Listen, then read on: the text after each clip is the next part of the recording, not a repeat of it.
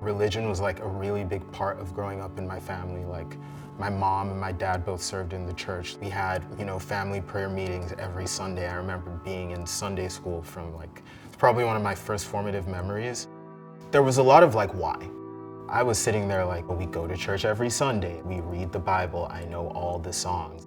And I think for me, it just became I don't understand the way you do things and I'm not getting the answers that I want. So I'm just gonna do my own thing and you do your own thing and whatever happens, happens.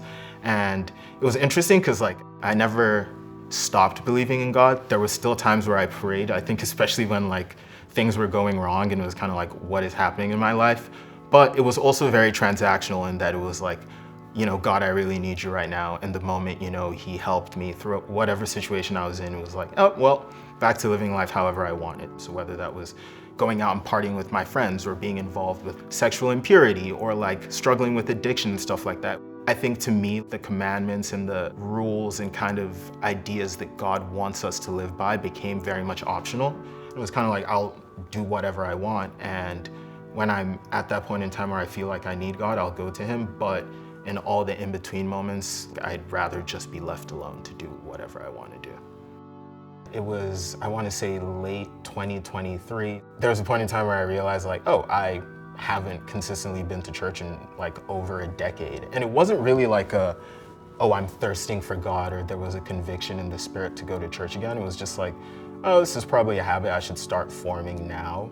And it just so happened that there were also people in my life at that point in time who were looking for churches. One of my friends had been going to FOUNT at that point in time.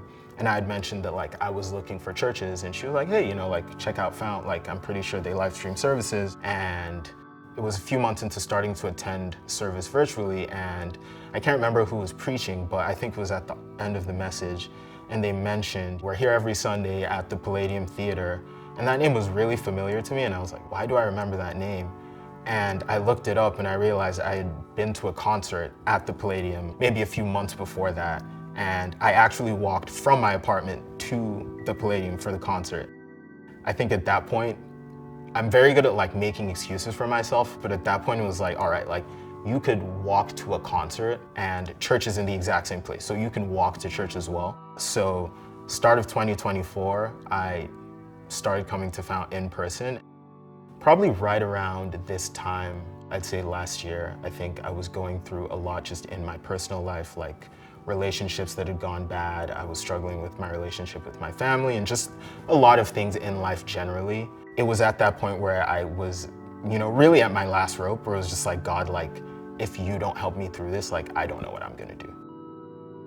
I was in church that Sunday and I've never been a super emotional worship person, and it wasn't even a worship song that I think particularly moved me or anything. I could probably hear it today and be oh, good song, but I was just wrecked that service.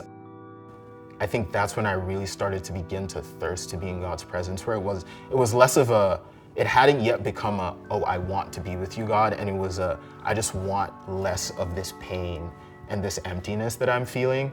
I think it's easy to read the story of Jesus and be oh, he sacrificed himself for us, that's amazing. But it's so easy to gloss over all the hardship that he went through and, his closest friends and his disciples went through in following him. And just understanding that we live in an imperfect world and there are gonna be those ups and downs, but the importance is that God is there with you in, whatever the situation is, and whether he answers or delivers you in the way that you expect or don't, the importance is that he is there with you and he does feel everything that you feel.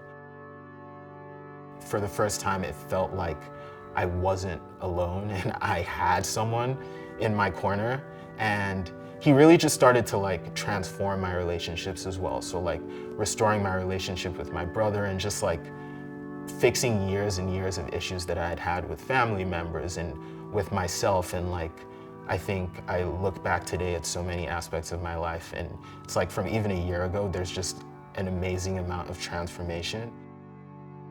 God is always there. He's with you and he's right beside you. Whether you feel like you're in good standing with him or not, whether you're struggling with specific sin or not, that knowledge, I think, has really freed me to live in a way where I can also now reflect that love onto other people, because like I don't have to be so concerned about myself and carry everything by myself and find my own escapes and find my own joy, because he's going to provide all of that. And my only job is to enjoy that by being in his presence.